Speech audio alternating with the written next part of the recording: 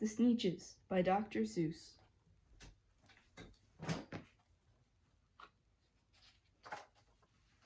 Now the star-belly Sneetches had bellies with stars. The plain-belly Sneetches had none upon theirs.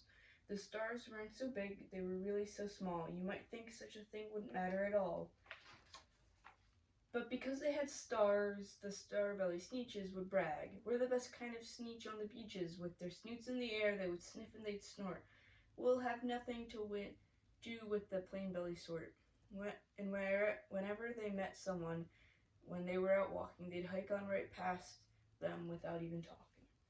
When the star-belly children went out to play ball, could a plain belly get in the game? Not at all. You could play if your bellies had stars, and the plain-belly children had none upon theirs. When star-belly Sneetches had frankfurter roasts or picnics or parties or marshmallow toasts, they never invited the plain-belly Sneetches. They left them out cold in the dark of the beaches. They kept them away and never let them come near, and that's how they treated them year after year. Then one day, it seems, while plain-belly Sneetches were moping and doping along the beaches, just sitting there wishing their bellies had stars, a stranger zipped up in the strangest of cars. "My friends," he announced in a voice clear and keen, "my name is Sylvester McMonkey McBean, and I have heard of your troubles, and I've heard you're unhappy, and I can fix that. I'm the fix-it-up chappie. I've come here to help you, and I have what you need.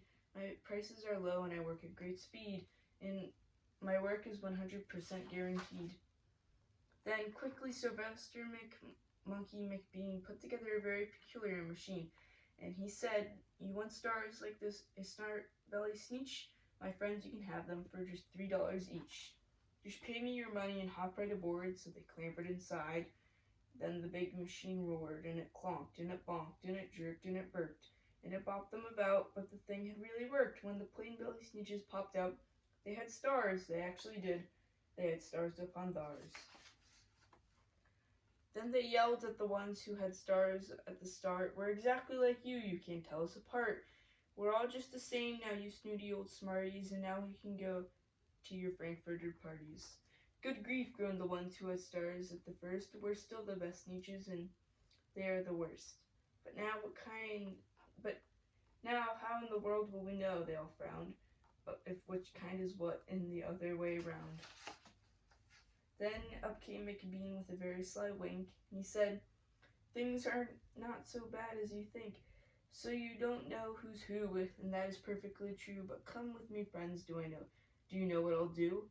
I'll make you again the best Sneetches on beaches, and all it will cost you is $10 eaches."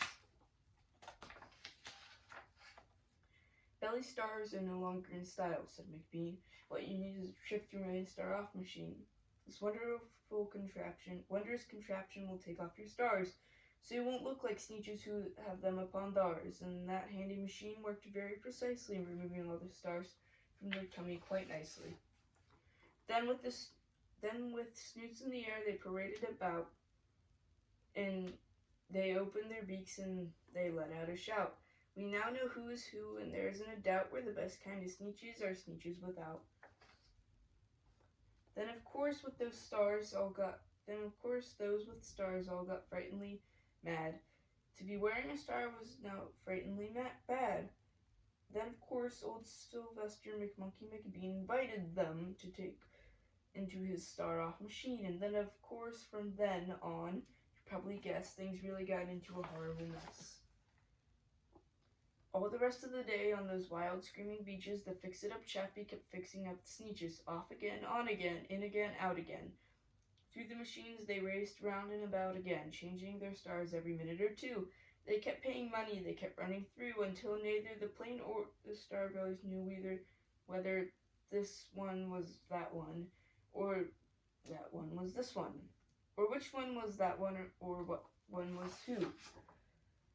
Then, when every last cent of their money was spent, the fix-it-up chappie packed up, and he went.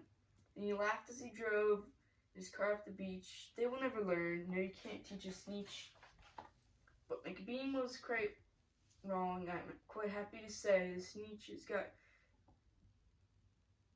really quite smart on that day. That day they decided that Sneetches are Sneetches, and no kind of Sneetch is is the best on the beaches, and that day all the Sneetches forgot about stars and whether they had one or not upon theirs.